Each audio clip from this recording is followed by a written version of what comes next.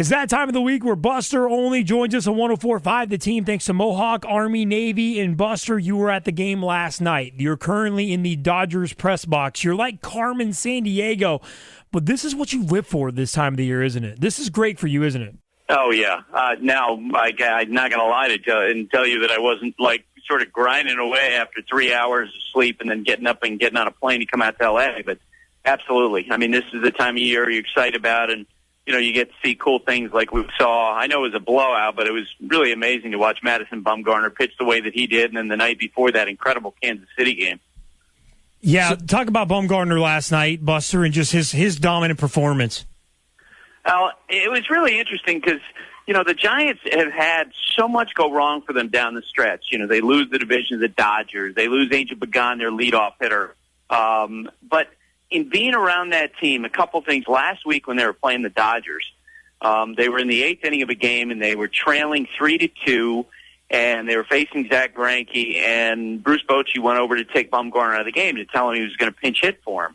And Bumgarner was going at him saying, no, Bochy, this is my game. I hit a home run in this game. I need to stay in the game. And Bochy was saying, I know.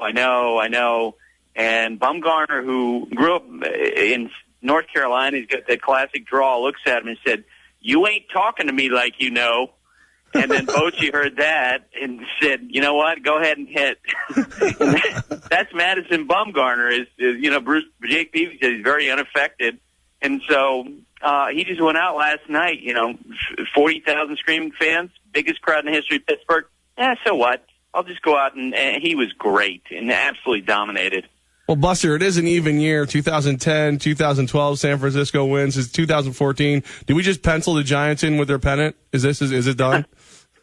It is weird that it's worked out that way. And I got to, after the game, I talked to Bruce Bochy, the Giants manager, about their experience, and asked him if he thought that it served them well. And he said, yeah, and especially in that, one game situation where it's winner take all. Remember, when they won the World Series 2 years ago, they had 6 elimination games along the way. 6 winner-take-all games, 6 games in which if they lost, they were going to be eliminated. And so, that situation like that, like last night, was nothing new to them. Tigers-Orioles this afternoon around 5:30, and we're picking up coverage of that game at 7 o'clock. What do you expect to see out of this Tigers-Orioles series, Buster? Well, it's really a lot like what we've seen out of the Tigers in recent years. They have to be carried by their starting pitching. And, when you can roll out a Max Scherzer and a Justin Verlander and a David Price and Rick Porcello, who generally speaking had a good year, that's pretty good. I think everyone's just going to be holding their breath as they were when they lost the Red Sox last year to see if the bullpen can finish it off. I personally think that the Orioles are going to come through the American League because they were able to, really shore up their starting pitching in the second half, but B, their bullpen and the construction of it, especially with the addition of Andrew Miller at the trade deadline, is phenomenal. And there's no better manager, in my opinion, in running a bullpen than Buck Showalter. And so a lot of times in the postseason you hear that thing about how, you need the starting pitcher to go deep into the game. I think Buck Showalter would be perfectly comfortable going out there and starting to play matchups with that bullpen in the 5th and 6th inning because he's has so much depth there with left-handers, between Miller and Zach Britton and Brian Mattis and Darren O'Day and the built-in days off during the series. I think that bullpen is going to be difference-making. He's Buster Olney joining us live on 104.5 The Team, brought to you by Mohawk, Army, Navy, your work boot headquarters. Buster, the other game tonight, we kick off the Royals-Angels series. I mean, of course, the Royals coming off that amazing wild card play-in game, and now they go up against Mike Trout. Is this going to be Mike Trout's coming out party, or are the Royals just going to keep on running? I think it is. And Trout reminds you so much when you talk to him of Derek Jeter, and that he keeps everything really simple. He's totally unfazed. The reason why other players really like him is because he just looks like he's having fun. And I think that, this is his first time on the stage. And I think he's going to do great. Now, whether or not they can beat the Royals is a separate question. The Royals the other night, having 7 different players steal bases in that game against Oakland, they're probably going to be like that, someone who can, robs banks over and over and over again until they get stopped. They probably will continue to try, and there'll be, continue to be a debate about Ned Yost and whether or not he's too aggressive as manager. Does he make mistakes as manager? But they're playing with a lot of confidence right now. They're the best defensive team among the 8 that are left, and it'll be interesting to see how they fare. Buster, you're in the Dodger Stadium press box right now. Cardinals-Dodgers tomorrow night is Game 1. And when you look at the Dodgers and Clayton Kershaw, we just talked about the legacy of Mike Trout and how it begins right now. Clayton Kershaw has had a phenomenal regular season. Is this where he finally makes his mark in the postseason and gets the Dodgers to the World Series or, further in beyond into October? I was just doing some research, looking back to that game last year when he gave up like 7 runs in 1 inning and they lost the decisive game to the Cardinals 9-0. And Kershaw said after the game that, all the other things that he's gotten, Cy Young's, ERA titles, first pitcher in history to win 4 straight Major League Baseball ERA titles. He said none of that matters if you don't win. And I really believe after getting to know Clayton the last few years, that's how he thinks. And there's no doubt about it. He's not going to put words to it, I bet, today. But I think he's coming in here with a big old chip on his shoulder about how badly that game went last year. And he welcomes that kind of pressure. And I love his story that when I did a magazine piece on him in spring training, and I talked to one of his longtime friends about, and Clayton is a very down-to-earth guy, and he's maintained a friendship with 7 high school buddies that they keep in touch with all the time. They have a text message chain, and they're going back and forth and giving each other a hard time. And in the off season, they get together and they play ping pong and that type of stuff. Well, after Kershaw had that terrible outing in St. Louis last year, they get together after the game and they're all kind of quiet and standing there. And one of Kershaw's friends looks at him and goes, "Man, you sucked." And they all just laughed, and that kind of broke the tension. And allowed him to go forward. But Clayton, who's a smart guy, is not forgetting that game and is probably welcoming his chance to get the Cardinals or this time around.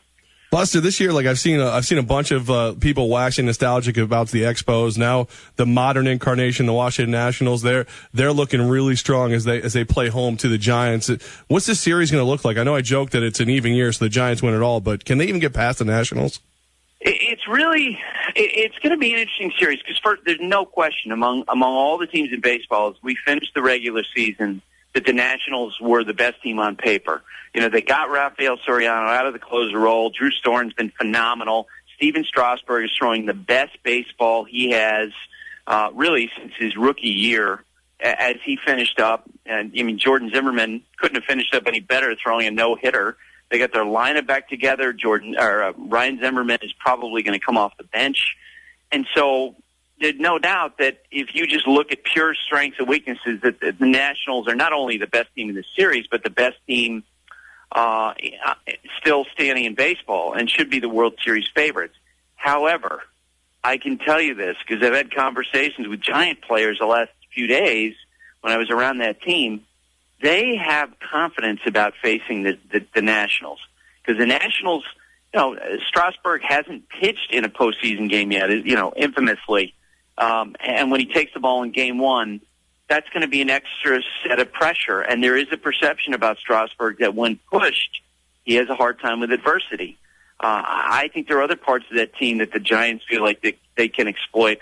So even though there's every reason for the Giants to be not confident about their chances, I think they're actually going to go into that series with a lot of confidence. Buster, only on 104.5, the team brought to you by Mohawk, Army, Navy. And I know, Buster, you're in 100% playoff brain, but we have been breaking down Hal Steinbrenner and what he told Michael Kay yesterday.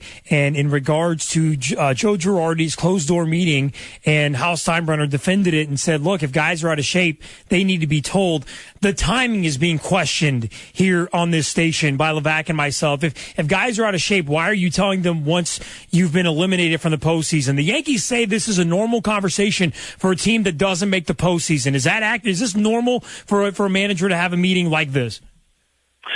There definitely are times when, to finish it off, that there are meetings where a manager basically sets the table for the next year and gets everything ready for the next year. And I think that's what Joe intended it to be. I have not spoken with Joe about it, so I can't, give you the precise reason why he chose that moment to do this. And I was surprised that, it was done in this meeting that was also to honor Derek and have teammates give him this gift. That part of it surprised me. But every player goes through an exit interview, and yeah, they're lauded for some of the years, but they're also, told about some things they need to do better. Clint Hurdle, the Pirates manager, was telling us before the game yesterday that when they send the players home, they say, here are 2 things you do well, and here are 2 things we want you to do better. And that's what Girardi was doing. I would have loved to have been a fly on the wall to actually hear the tone that he delivered. We also, in this Hal interview, it comes out that he was not there for Jeter's final game. Says he understands people being upset, but he's not going to go into why he wasn't there. That's weird that an owner wouldn't be there for a final game for a guy like Derek Jeter, right? I was surprised, but I also know there are certain situations where, I don't know if it was, one of, if he was summoning his family at a birthday, at a party, long-standing thing. I don't know. I have my experiences through the year that sometimes those things can be more complicated. And let's face it, they've had a lot of contact with Derek this year, and I'm sure that during the course of the 5 days, Derek didn't give a whit. Derek had a lot of other stuff on his plate. He wasn't looking over the owner's box and thinking, "Gosh, where's Hal?"